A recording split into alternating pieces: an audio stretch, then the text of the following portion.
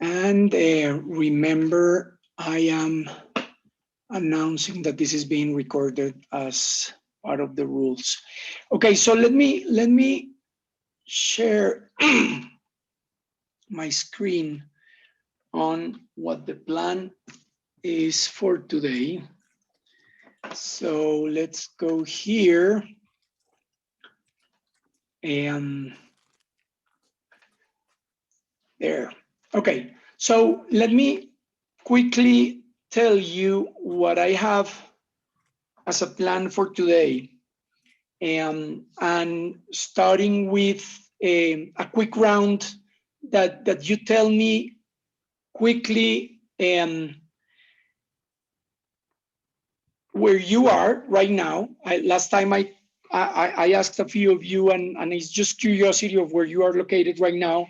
And I want you to just say in a sentence, why are you interested in this course?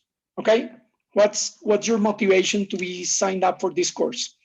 Because I think that's important for all of us to know, and for me it's really interesting and really important, given that I come from another context, from another country, and from another perspective, and I want to hear, why are you guys interested in the political economy of the environment? Either because you're interested through the branch of political economy, or through the branch of environmental issues, or both, or curiosity of whatever it is. So I want to hear quickly from each of you, just in one sentence, why did you sign up, or were you interested in this course? Okay, so we're going to do that right after I finish explaining what we have to do. And I'm going to explain a little bit about the course, the syllabus, and so the rules of the game, to put it in a way, the incentives, grading systems, assignments, and the like, and clarify your questions on that. And then I want to get into business with the reading by Ken Boulding, on the Spaceship Earth reading that I sent to you guys. And through that, then I want to revisit our experiment from last Tuesday. And then at the end, I'm going to talk a little bit of what the plan is ahead for next week.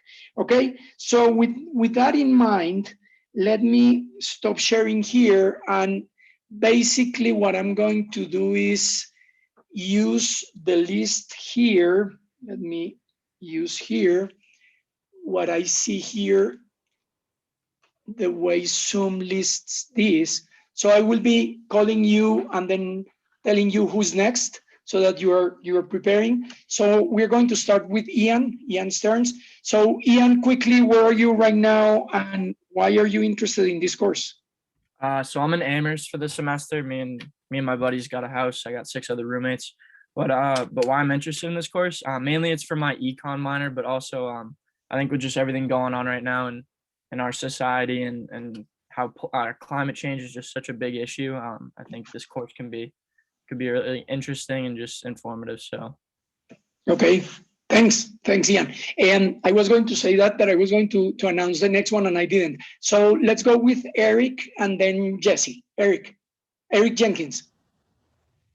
Hi, I'm in Amherst. I got an apartment for the semester with one of my friends who actually also lives in my hometown. And I like this course, or I was interested in this course because I think that like the reality of finite resources and how we have to adapt to that is like really important, and definitely something I'm interested in.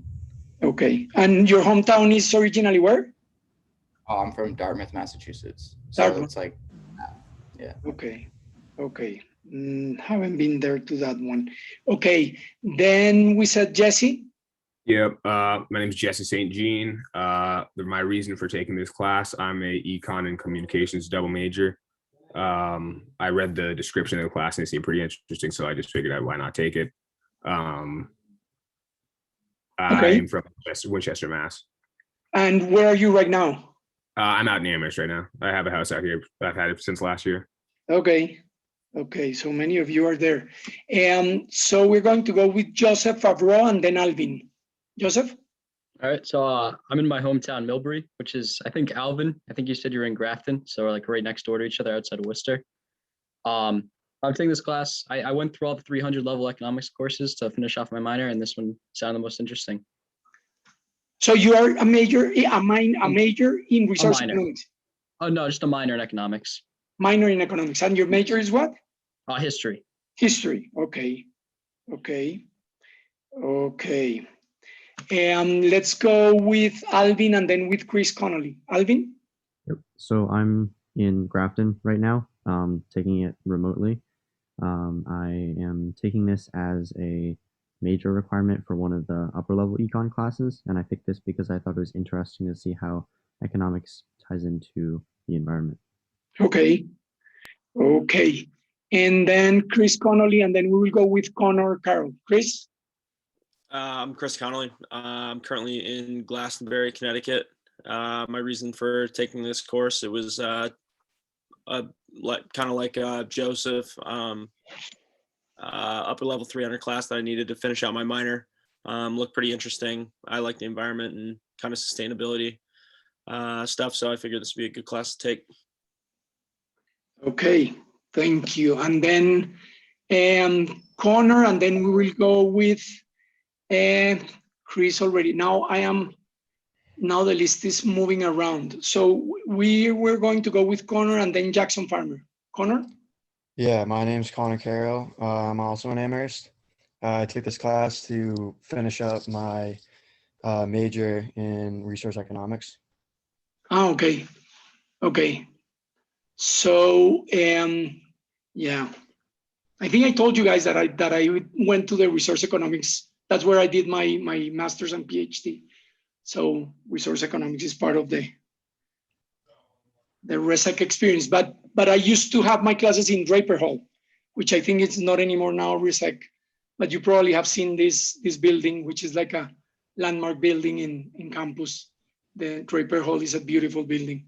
Okay, so we were going to go with Jackson. I think it was Jackson Farmer. And Hello. then, hold a second, so I keep track. Jackson and then Harrison Hall. Jackson? Hi, I'm Jackson Farmer. I'm a senior in managerial economics. I'm taking this class to also fulfill my requirements for an upper level econ class. I'm from Haverhill, Massachusetts. So where are you right now?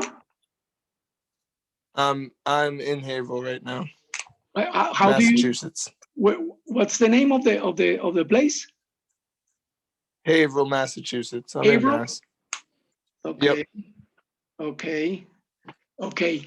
And then we're going to go with Harrison. Go ahead. Hi, I'm Harrison, but people just call me Harry. I'm from Hingham, Massachusetts, but I'm in Amherst right now. And I took this class because sustainable energy has always been something that's really fascinating to me. And I hope that this would help me learn about the more policy and economic sides of it. Okay. And which is your major? Econ Poly side And double. Econ and public policy? Political science. And political science. Okay. Okay. Okay. Yeah. I just read that UMass just got a huge grant for studying sustainable energy, like a major project with renewable energy, like a big, it's in the, at least I saw an email from the bulletin from campus.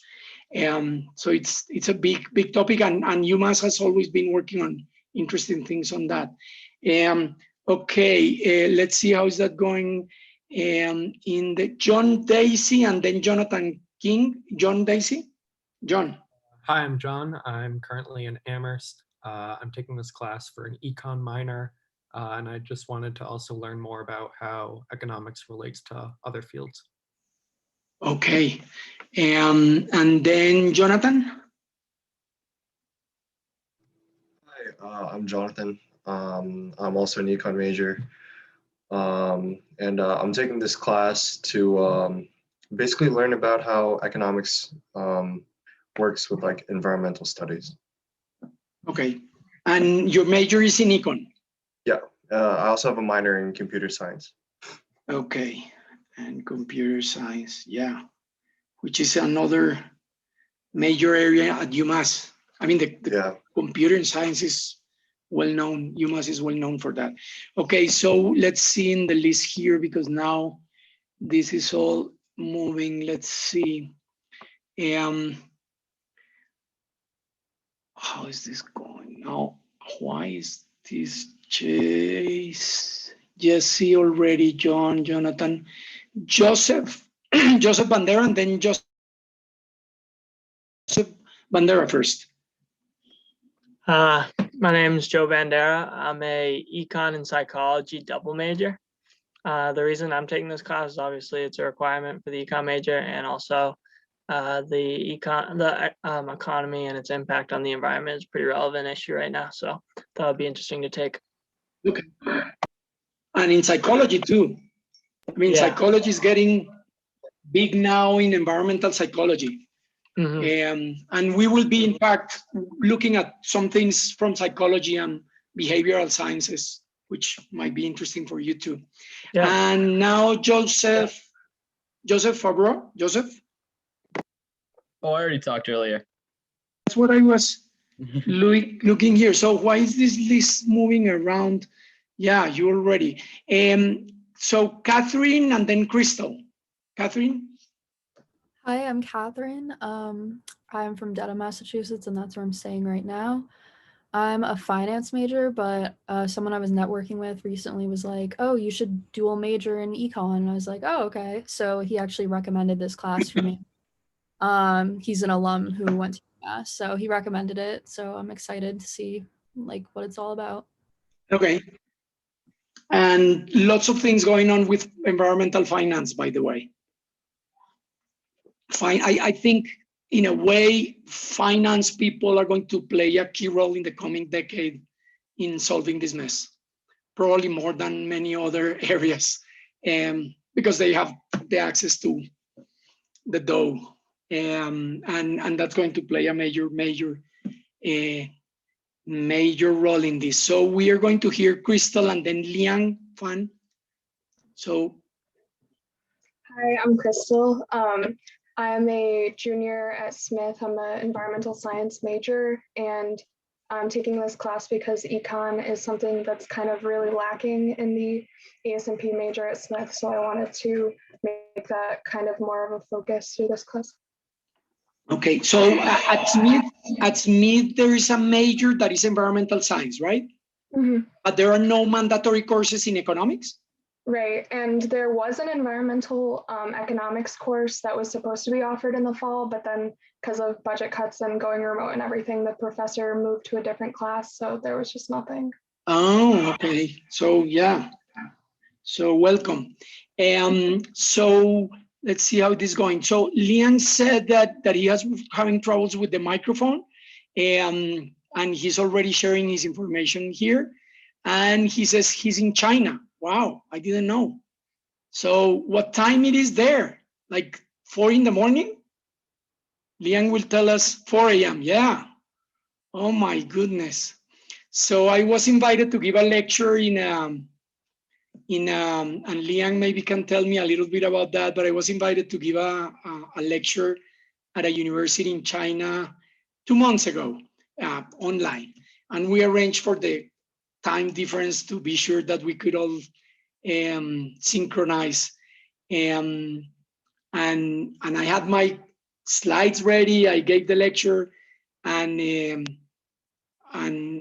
I ended before time, way before time, because I was prepared for a lot of questions.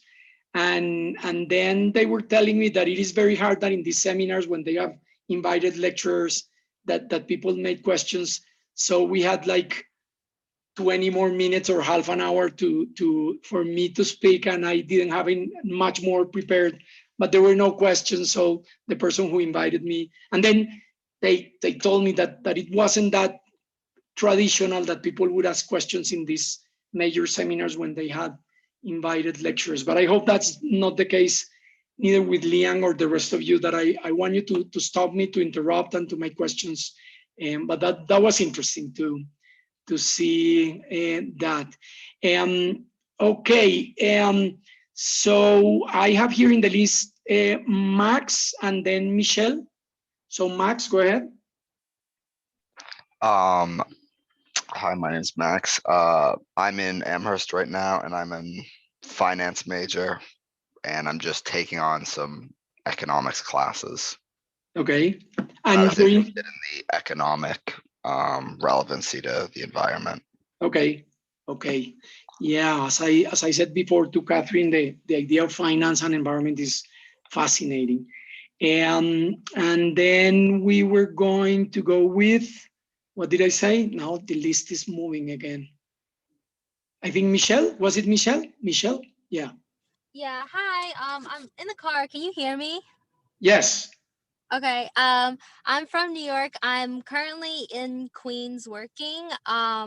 I'm a econ minor and I wanted to take this course because I was interested how the environment had an effect on like economics. Okay. Okay. Drive safely, please. And Yeah. so we had there, now the list is changing again. So we had Max, Michelle. Now we have Ogechi and then Robert. Ogechi, did I pronounce okay your name, or Ogeki? Yeah, it's Ogechi. Ogechi. Okay, go ahead. Yes. Yeah, I'm a sophomore. I'm also an economics major and I'm minoring in IT. I'm taking this class to fulfill the upper level requirement. And I was interested in the class, just to learn more about how the environment factors into the economy. Okay, welcome. Okay, so Ogechi. Yes. And then we had who in the list? Max, I think it was. I just went. Yeah. It's my turn. Hi. No, wait. You mind if I just start talking? Yeah, go ahead. Yes, Robert. Hi. Yeah. Okay, hi.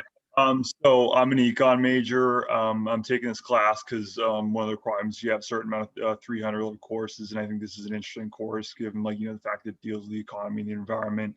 And I'm in Westford, and I'm from Westford. Okay. For me, pronouncing Worcester took me a long time to see how it was spelled when I first arrived to Massachusetts back in the years. And I remember trying to understand how you pronounce that and you spell it like Worcester. No, I'm from Westford, not Worcester. Sorry. Worcester. So it's not Westford. Westford, which is next to like Chelmsford in that area. Oh, no, Worcester's okay. a good place though. Worcester's a nice place. I'm not from Worcester. So how do you spell yours? W West Ford, like Ford, like not like a fjord, but like without, it's like FIOR? like the motor company. Like West and then Ford, like the motor company. Like the motor company. Okay, Westford. Yep. So Westford and no, okay, because I was thinking of Worcester. How you say Worcester? Yeah. Worcester? Worcester, yeah. Worcester. It's like a it's like a yeah. So hard. You guys are going to suffer with my pronunciation. Okay, let's see how is this going, because now again this is changing. So we had Robert. I have here Tammy and then Tino. Tammy? Yeah, hey guys. No, Tammy first. Yeah. Wait, me, right? Okay, no, wait. Yeah, so you say Tom, because, okay. Tam, you told me that your name was Tam, right? Yeah. With an A. Oh. But again, it's my bad. So help me pronounce them differently, so I'll make sure that I say the right names. You can just call me Tom if that's better. Tom, okay. Yeah. Tom and Tammy? Yeah. Okay, let's go with Tammy and then Tom. Okay. Hi, I'm Tammy. I'm a public health major and an econ major, and this class fulfills my requirement for both the majors. And I'm taking this class at home in Malden. Where is it? Malden? Malden, yeah. Okay. And now Tommy? Yeah, so I'm Tom. Go ahead. I'm an informatics major with an econ minor. So I'm taking this class to fill out the econ minor. But I also think that climate change is a pretty complex issue, and that understanding it from the economic perspective is pretty important. So informatics major, informatics. Yeah, it's in the computer science school. It's like data science. Okay, so this is the machine learning, data mining, analytics kind of things. Yeah. Okay, cool. Yeah, that's big now. Okay, Tino?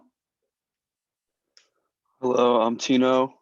I'm taking this class in Amherst right now, but I'm from New Jersey. I'm a management major, and this is a course requirement, but I also thought this class would be interesting to learn about the link between politics and the environment. Oh yeah, we're going to be talking a lot about that.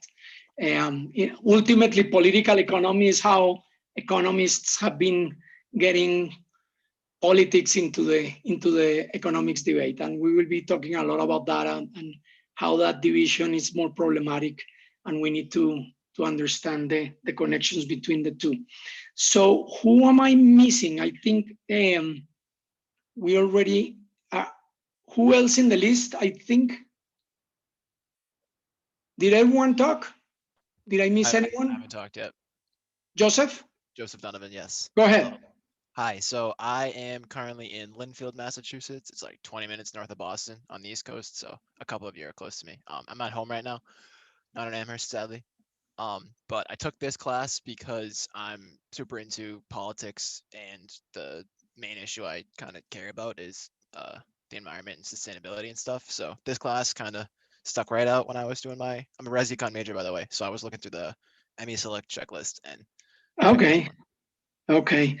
RESEC doesn't have many courses that deal with the political economy of these things, right? Or I at don't think least so. from Not that what I I saw. remember. Yeah. And I back in the days, they used to have some faculty working on these issues. Barry Field was one of them. But I think all the faculty in RESEC that were there when I was there, I think they were pretty much gone.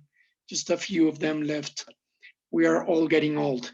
Okay, so did everyone talk? Did I miss anyone? Thank you. I wanted to do this because I wanted to hear a little bit more about you guys and also this mixture of issues that have to do with your majors and minors. It's really interesting because I'm going to invite you all the time to bring in those other perspectives that you have from those areas. So to me, it's interesting to hear why you're connecting your major, your minor, and your personal interests into these things. And we're going to be talking about that today too. But let me go and do an overview of what the plan is for the course. And what you have there in front of you is exactly what I have in the syllabus. But I want to do a quick overview of these 5 major topics that I want to do throughout the course, throughout the semester. And the first one, we are already halfway in the sense that the experiment that we ran last Tuesday, and for those of you who couldn't participate, please go to the YouTube video that I uploaded and try to take a glimpse of what we did during that experiment. That idea of that experiment is to give us a perspective on how, at a planetary level, we are confronting a major challenge as humanity, as humankind. I am going to argue in a few minutes later that it's probably the most important threat that we are going to be facing this century. This century for which you are going to live most of it and hopefully be part of the solution of what we have ahead. And it's not an easy one because it's not as easy as saying we need to save the environment. It's much more complicated than that. And that's exactly what I want to deal with in this course. Also, we, in this first part, want to get also a comprehension of what does it mean on the conventional idea of economic growth and economic development within a finite planet. And that idea I want to convey through the reading that you did and through the first unit of the textbook that we're going to be looking at.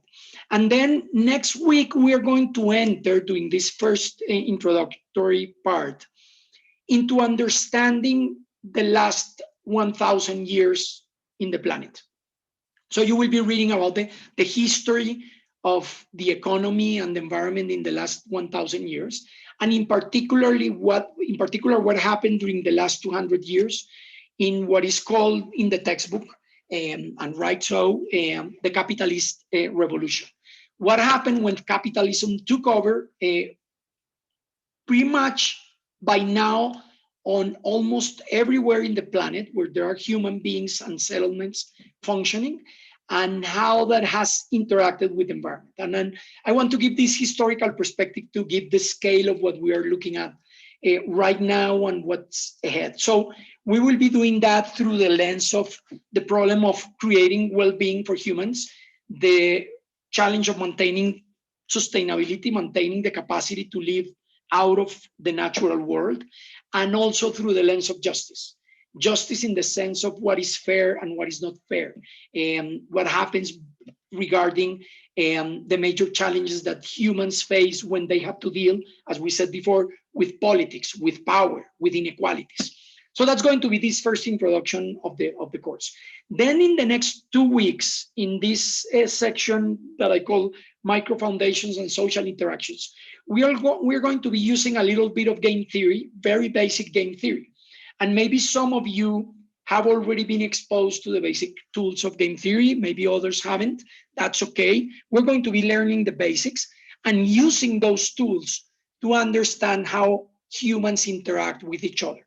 And it could be at a very small scale, or it could be at a huge scale. And when I talk about social interactions, is that most of the environmental issues, if not all of the environmental challenges that we have today, result from the fact that at least 2 or more agents have to interact and make decisions and affect eventually the well-being of others. We lived that 2 days ago in the first experiment.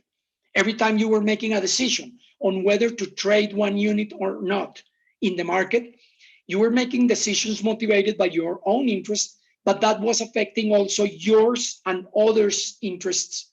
And the aggregate of those actions could create situations that were acceptable, desirable, or not acceptable or undesirable for the majority.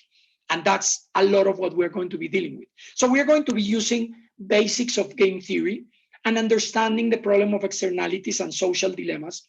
And through that, be able to have the tools of economics, or some tools of economics, to start confronting the challenges that we have ahead. Then in the third chapter that I call institutions, and by institutions I mean the rules of the game, we're going to be dealing with how society creates rules, norms, conventions, agreements to deal with challenges. Rules of how the markets should work, rules how the state should work, rules how communities should work.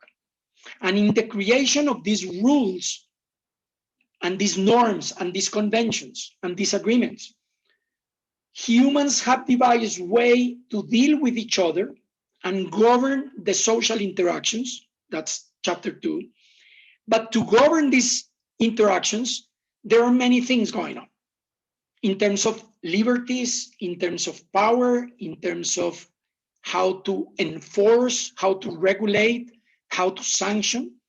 And in that, we're going to be working through those 4 weeks, weeks 5 through 8, into how that works, how property rights are assigned, how power deals with that situations, and how we deal in terms of measuring through different, but the other ones could be equity or sustainability or fairness or other ways of analyzing the situations. And in particular, we're going to be focusing on markets. And especially because a lot of what happens today in the economy has to do with markets. I'm not saying that the market economy is just the functioning of markets, because these markets are imperfect, are regulated, are intervened, but also these markets interact with the state and communities in many ways. But the market economy, the market-based economy, is governing today most of the planet. Even the countries that traditionally, the old Soviet bloc, and even China today, are functioning today. All these regions that traditionally or for a long time were not, are now functioning through the market economy. but there are particularities of this market economy that we need to understand using economic tools to deal with why do we mess up with the environment, but sometimes why we can harness these markets and make them work for the purposes of protecting the environment. So we will be learning tools about that in that third chapter. Then in the fourth chapter, I'm going to get a lot into what would be the mainstream economics of the environment, in the sense of, if economists say that we have to all the time work with costs and benefits, the pros and cons of situations, how do we value environmental issues, amenities, damages? And in those valuing of costs and benefits, how do we then deal with not only efficiency, as I was saying 2 days ago, not only the size of the pie, but how the pie is distributed among the different players? And in this particular case, in terms of what we could call environmental justice and the inequalities involved, who bears the benefits from exploiting the environment and who bears the costs of exploiting or damaging the environment? And we will be dealing with that in that fourth chapter, along with different policies, instruments. And I want to stress there in that week 11 that we know a lot today about behavioral economics applied to issues of the environment. And this comes from psychology, from anthropology, from political science, and many other sciences that have provided economics with a better understanding on how humans rationalize, how humans deal with environmental issues. Through emotions, through cognitive limitations, through biases, and many other things that today we can apply from the cognitive sciences into the environmental issues. And then the last chapter of the course is going to be about the great challenges. So the idea with that is to think about major challenges that we're facing today. I named a few in the program for you to look at. And the idea is to think of major issues that I'm going to show you in a few pictures in a few minutes as examples that we need to think about. How would we think about global solutions? Even global solutions that come from individual changes, individual behavioral changes, to address the major issues that could be the loss of biodiversity, climate change, the change in the oceans, and many other of these dramatic things that are happening all over the world, in the rich and in the rich countries and the middle income and low income countries, and how we can think through the tools of the course that we have been accumulating to get excited and creative, but at the same time rigorous of what we can use of these tools that we learn in the class and apply them to these different challenges. So at the end, you will be writing a term paper that will address one of these major challenges that you can choose from a long list, and we will be working on ideas of what you want to address because of your particular interest. It could be energy, it could be biodiversity, it could be politics, it could be many things applied to these global challenges.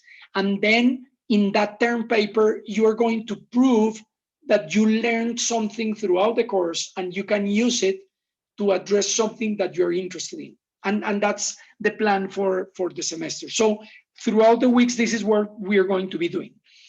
In terms of the incentives, to put it in a way, I have distributed the grades, the 100% of the grade, in these 5 items. And the 3 first items have to do with the daily basis active participation in many things. For example, participating in the experiment last Tuesday. For example, participating in polls like the ones that I have been doing and will continue doing during class. Participation in different moments that we have, and if we have time today, we will see, otherwise we'll do it on Tuesday. I want to separate you in breakout rooms and do some discussion of some kind of things. So these are things that I want to make sure that you get involved, and we will be having ways of monitoring and accumulating information about this. And that includes also the participation in the experiments. We will be running more games like the one last Tuesday. We will have many of those throughout the course. But I want to make sure that it is clear that how much you earn during the games will not affect your grade. I will give grades to participating, regardless of your performance, okay? And that's for ethical reasons. And I have sufficient justifications, at least to myself, that I should not give grades to your choices during the experiments and the performance in the experiment. I want you to have other kinds of incentives. And as I said before, I will be accumulating your earnings throughout the games, and I will manage somehow that by the end of the semester, some of you randomly chosen will get a prize that is proportional to your earnings in the games. But again, your earnings in the games will not determine your grade. It will be your participation in the games. Just by participating, you will earn credits for that part of the final grade. And then the two last items is about writing two written essays that we have some dates there before, and the final term paper that I mentioned earlier. So that's the idea. The grades that you see, the dates that you see there are proposed so that we can plan ahead. And the idea is to have a preliminary idea of what you would like to be working on throughout the semester for your term paper. And I want you to turn that in by February 19th, and we will be talking about this more. And in the Moodle, I will share some more information about that. And then the first essay by March 5th, the second essay by April 9th, and the term paper by May 6th, which is at the end of the semester. So that's the plan for now. And I want to make sure that you guys are okay with this. And if you have questions, let me know. I don't know if you are wondering about these things that you're seeing in the screen. Anyone has any question or doubt or concern about this that is in front of you? Okay, and if you do later, please write to me and we will try to clarify that. There is one more thing about participation and this idea of being present in class. And as I said before, last Tuesday, this has been quite a challenge to teach this way. I count on me that I would love to be in a classroom with you guys right now. I mean, the experiment that we did last Tuesday, it's so much more fun to do it in a classroom that you have no idea. That idea of that market in a classroom is way, way more interesting than what it is doing it virtually. Having this conversation virtually is more complicated in many ways. One of the reasons that I like cameras on is because I can see your faces, and if I see in your faces that you're confused with what I'm saying, then I can stop and say, okay, it looks like things are not working out. And again, if I ask something just by the nodding of your heads, then I can see that things are flowing. But yet this is difficult. This is difficult in many ways. It is difficult for some of you who have connectivity issues. You have no idea what it is to do these kind of classes in the context here in Colombia, where we have students that are connected through very lousy internet that is not even broadband, and sometimes they just have to use their data plan from their telephone, from their cell phone.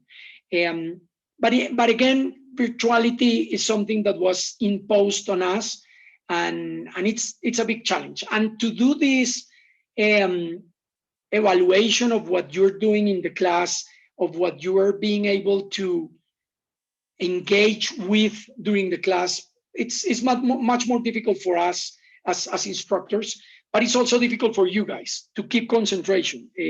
Long sessions of Zoom after many classes, after many days of being connected to a screen, it's hard. It's hard for the mind, it's hard for the body, it's hard in many ways. And I am really aware of that. One of the things about the cameras is that, and here I'm going to use a little bit of game theory, as you will see in a second. And I want to do a quick poll on your preferences regarding cameras And let me throw that in already now, asking you these 4 questions that you can see there. And let's see if you see what I mean by that.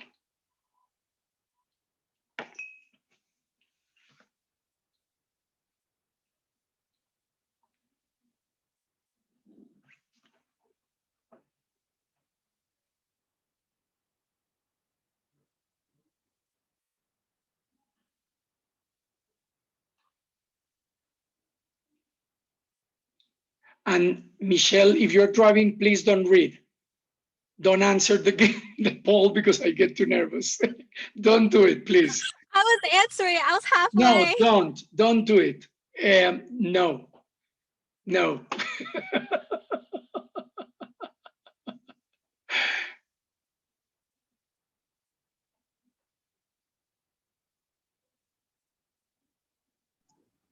2 and 3 are the same. I'm not sure if you want one different. Really? Yeah. Uh-oh. 2 and 3? Yeah. I'm a little confused by these polls. No, okay. Hold a second. 2 and 3 should be the other way around. So 3 should be the other way around. I'm sorry. Let me do the following. Let me change it because I want you to answer correctly. Let me stop here. I'm going to edit this because I really want you to answer this correctly. So give me a second here, and I apologize. But I want you to answer correctly. So 2 and 3 is on, off, and then 3, edit, wait. No, this is not it. Where is it? Here. And then, oh shit. And then I have to do it all over again. I say we just keep the cameras off. No. Give me a second. How are we doing in time? Yeah. We do like an informal vote. Everyone says like, you know. Yeah. Oh man. No, I screwed it up. Don't worry. Never mind. I'll do this some other way. But what I was going to do is I was going to replicate a survey that somebody did, and with another set of college students elsewhere, and I wanted to test this. And the idea was that we are wondering whether how much you like cameras on or off. And I'm just throw it out to you what these other people were finding. And I replicated this with my Colombian students, and I found the same. And that is not that you guys don't like the cameras on, but what you don't like is to be the only one with the camera on and everybody with the camera off, to put it in a way. But if everybody agrees on having their cameras on, then it's easier for that extra student to say, okay, I will turn it on. And at the same time, you feel bad if everybody's putting their cameras on and nobody else is. So with that, hold a second because my computer here is doing strange things. Do you guys hear me there? Yeah, I have a question though. Yes, Jackson, go ahead. So my internet service is a little shaky, and I honestly, like last semester, I noticed it worked a lot better with the cam without the video on. My professors would be able to hear my voice better. Yeah, and that's one of the problems that one of the challenges that I see from many people that is having problems with connectivity. And I understand that for the case of people who are having problems with having both audio and the camera on. And this is basically a problem of access to good broadband service and that kind of things. And I am really aware of that. And in the cases that you really want to and you can't, I would understand that. And to me, the challenge is to be present with you guys here and to be able to see your faces and that we can interact in many more ways than you listening to me or even you talking to me. But yeah, technology is one of the issues, and there are others. There are others about the context in which people are. I remember reading somebody mentioning students with difficulties, economic difficulties, and they don't have access to internet in their homes, and they have to sit in a McDonald's and try to get free Wi-Fi somewhere, and they might be a little bit uncomfortable with other people knowing or the particular conditions in which they are. And this is what is happening right now in the world. And this is happening in many places, and probably not as harsh as the context in which you guys are. But when I see it here in Colombia with my students, I can see how these disparities, these inequalities just exploded because of the pandemics. And when we had to do this idea of teaching online, we were discovering and realizing how difficult it is for some people compared to others.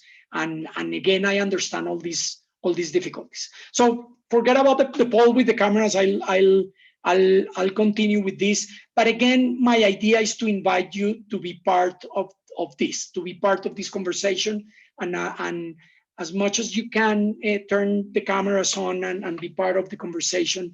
And if you're going to make an intervention, raise your hand, and you can turn, at least for that moment, the camera and participate. That makes everybody else's experience, I think, a little bit better when we see faces. That is just part of our cognition. It's part of our human being wanting to be faces and see other people, which is another interesting thing. In the virtual world, we see people without masks.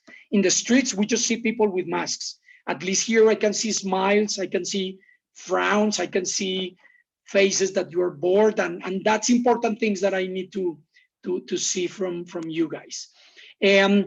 Okay, so let me move on to the next step, which is give you yet one more. And the problem here is, give me a second, how to share the screen again. Here, and if I am going to work this out, let me give here, where is it? Here, and here I need to, where is it? Oh man, here. Because I want to show you a quick video that I think is quite telling of something that I want to convey today. So let me see if I can open here, because this is in Twitter. Put it here, and I'm going to be sharing with you a couple images. So the first thing that I want you to see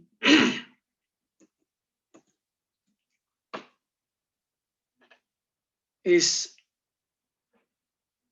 this image. And bottom right that you see has been labeled the blue marble. And this picture that you see there is a composite of hundreds or thousands of pictures took in 1972 by Apollo 17, the Apollo 17 mission. And with those actual pictures, they composed this picture. NASA composed this, and it's a famous picture called the blue marble. This is 1972, okay? So 1972, I was 7 years old when this came out. And showing video, and let's see if I can make this work here. So I'm going to be sharing the voice and images of an astronaut who share sound and optimize. So here you should be seeing And there it I is. think it would be great if every human would have the possibility to see the Earth from the outside one day and just experience that with their own eyes.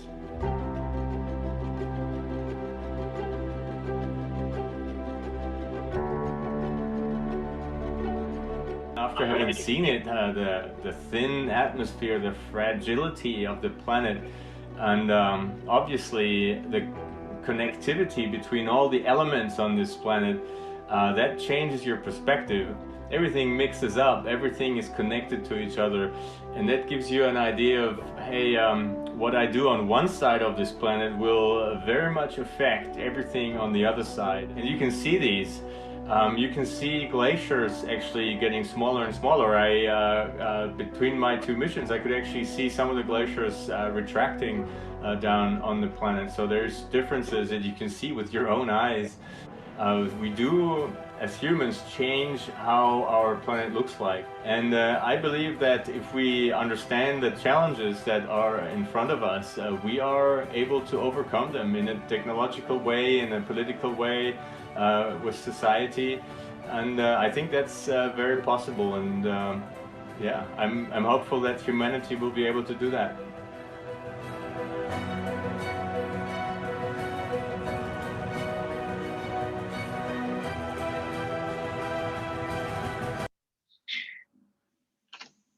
So this guy has had the opportunity that not many people had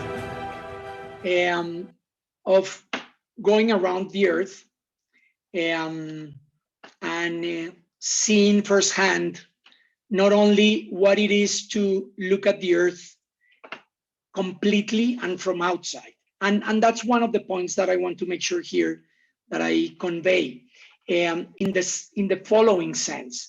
If you look at this particular picture here that I am sharing, this was the very first photograph of Earth from space that was taken in October of 1946 by a missile range experiment in which they sent a missile and they were able to take a picture of the Earth from outside. And that's a historic document because for the first time, humans could see the planet from outside. And this new picture was taken later in the 60s from the Apollo mission. And it was the first time that standing close to the moon, a human being took a picture of planet Earth there in the bottom. And then in Apollo 8, this astronaut took this picture later with much better quality, color quality. And then at the end, in the bottom right, you have the famous blue marble, which is this composite of all these many pictures of the Earth. But what I want to talk about here is what you saw by reading Boulding and this text about the spaceship Earth and this metaphor. Because I think this is part of what we're trying to do here. And let me throw here another poll from the reading of Boulding and see what messages did you get from reading this. So there it is. I have there the poll open for you. It's just 4 questions.